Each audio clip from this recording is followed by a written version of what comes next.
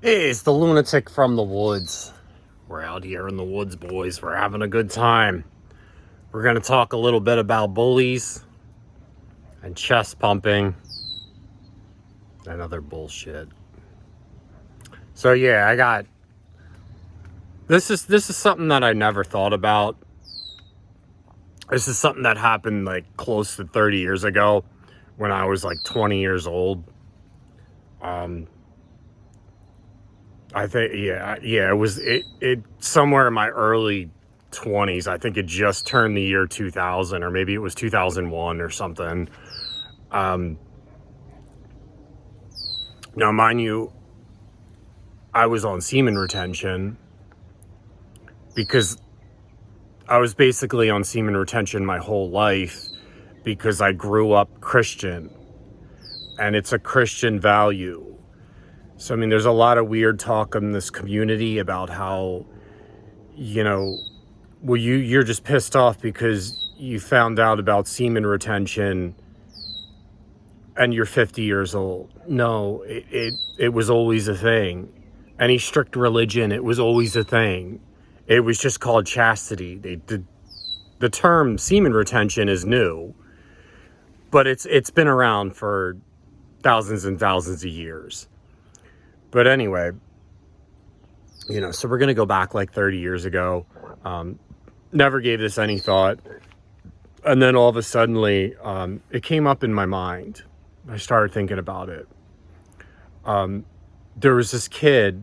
I was in college at the time, and I was retaining for a long time. I don't even know how long it was. Maybe 9 months or something. Back then, you just did it. You didn't count the days or anything. It was just what you did. This is what you did. So, I mean, I was on that streak for a long time. And then I wasn't sleeping on top of that because I was working from 11 to 7 in the morning, 5 days a week, and then going to college. So, mind you, I was very on edge. So this kid starts messing with me. He's saying all kinds of slurs and all kinds of derogatory shit to me. I was just like, okay. Just looking at him. So, I mean, for anyone who knows me, they know that the first and maybe second time you get a pass, but this is not going to go on. I'm not going to be belittled like this and humiliated. So he starts talking to me. Like, I can't even say the stuff on YouTube that he was saying to me. I mean, it's pretty bad. But he starts saying stuff and then he starts laughing to himself and everything, like just cracking up. So that's when I lost it. I was like, you motherfucker, I'm not putting up with this shit. And you put your fucking hands up right now. I was telling him to drop his book bag. We were in the hallway of the college. I was ready to fight him right there. I'm 2 inches from his face, just screaming in his face, because I was taller than him. So I'm screaming at him, like pointing my finger right in his face, like, you put your fucking hands up right now. Don't you know, this little fucking piece of shit, he starts crying. He's hysterically crying. I was like, and this did not stop me at all. Like, I was done with this kid. So I'm still screaming at him. I'm like, what are you crying? I'm like, you fucking look at me when I'm fucking talking to you, you little fucking piece of shit. I was like, you fucking look at me, put your fucking hands up. And he couldn't look at me. And then he turns his back and he starts like walking real fast down the hall. So I'm like, don't turn your back on me. Don't turn your back on me. So I'm going after him, right? I'm going after him. So he's crying and he's trying to get into another classroom because I'm going after him at this point. Class is just letting out. There's all these people around staring. I don't care. Like, I'm still yelling. He gets into another classroom. He's going in to get his buddies out. This gets good. I mean, he's going in the classroom to get his buddies out. So the one kid comes out, and I'm like, "What, you got your boyfriend out here? Are you fucking kidding me?" I was like, "Let's fucking go, you motherfuckers, right now." And he's just eyeballing me. He doesn't say one word. And then he goes back in and he gets a third person. I mean, this is just unreal. And they're both staring at me. I'm mouthing off. I'm like, "What do you got, your boyfriend?" "What do you got, three-way?" You know, then my buddy comes up on the side of me and he's like, "Dude, stop." And I'm like, "No, bro, he started it." I was like, "I'm going to end this today. This is going to end today. I'm going to fight all these kids." And I didn't, like, at that moment, I would have fought all those kids and I probably would have won all three of them. The one that was crying and his two little boyfriends. But I'm like, this is done. And he's just like, he kind of pulled me out of it a little bit, but I was like going back to like the rabid pit bull thing. Like you turn into like a rabid pit bull. Like, I smelled fear and that was it. I was all over that and I wasn't backing down. So all he had to say was, "Dude, the teachers are gonna call the cops. They're gonna call the cops." Like, I was in that classroom. Like, the teacher's freaking out. He's gonna call the cops or whatever. So that's all he had to say. Because, I mean, at that age, you know, like 20, 21, I mean, you guys might be able to relate to this a little better because I'm like older, and this is kind of like when I was in my early 20s. Like, I was in college. So, I mean, I'm like, okay, it's done. I'm gonna walk away now. So I walked away, and, you know, went to my car, drove away. Then, you know, it doesn't end there. It's, you know, this is like, this kid, I don't know. Like, I think back to this kid, and I don't know if he had like psychological problems or like what was going on with him.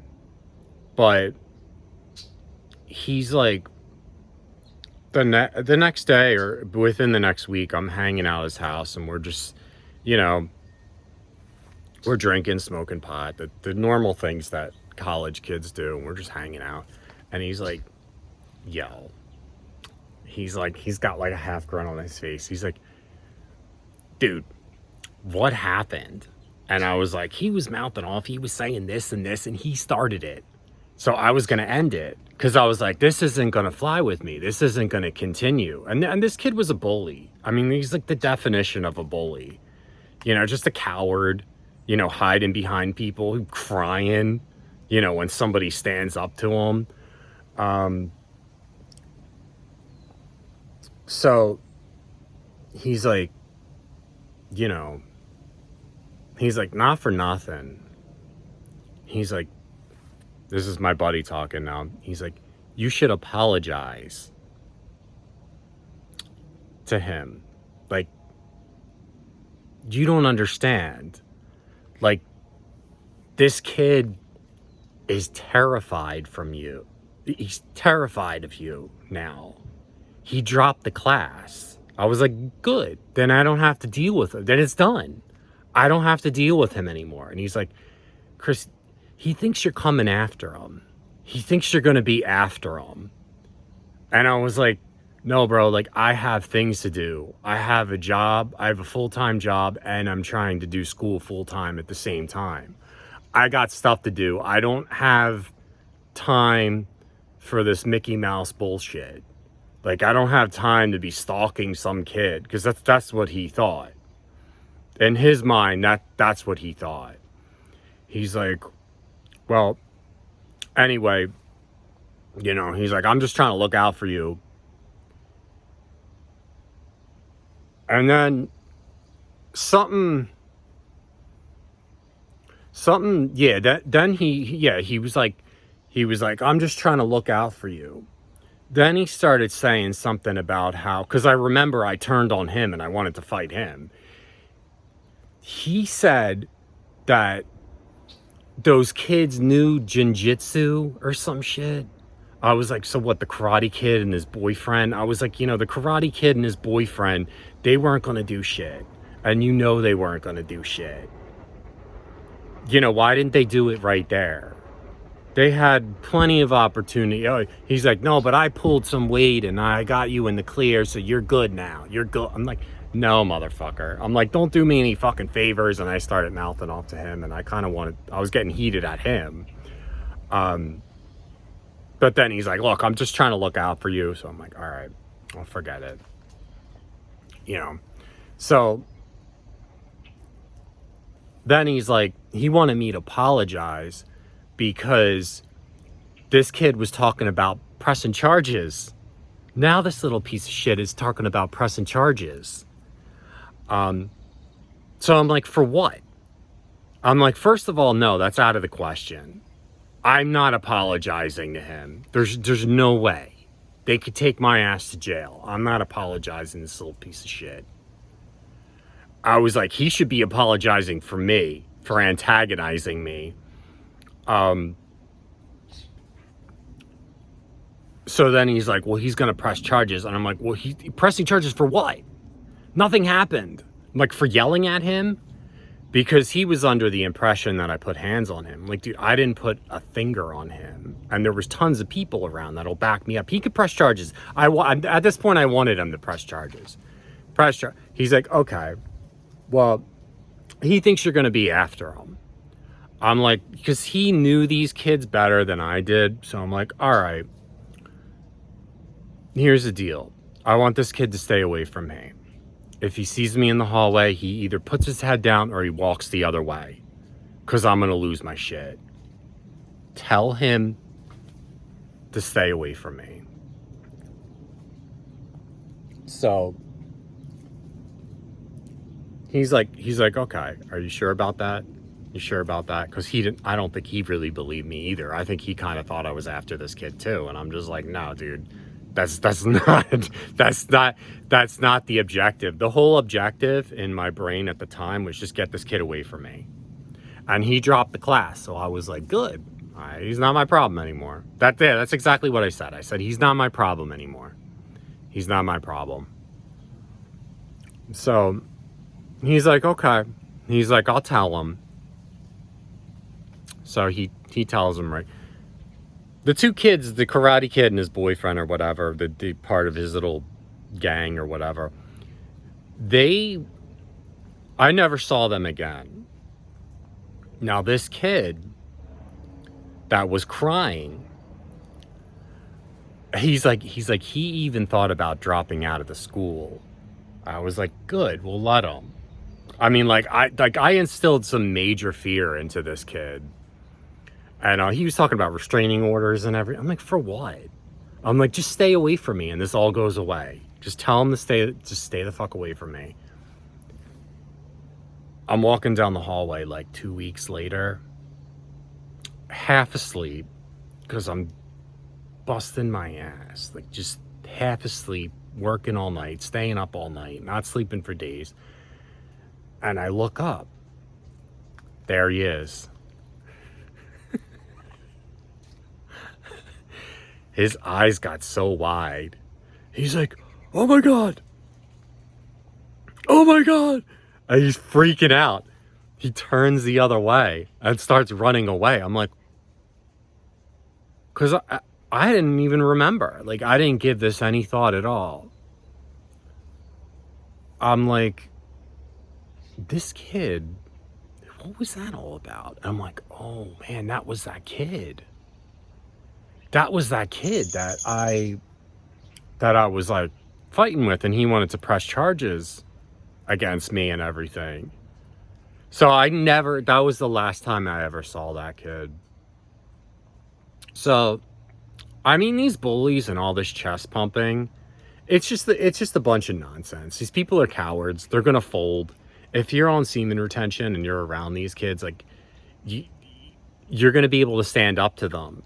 Like, I mean, he even came back at me, and I think he was I kind of think about that now. I think he was using that as like a humiliation tactic or something to get me to apologize to him.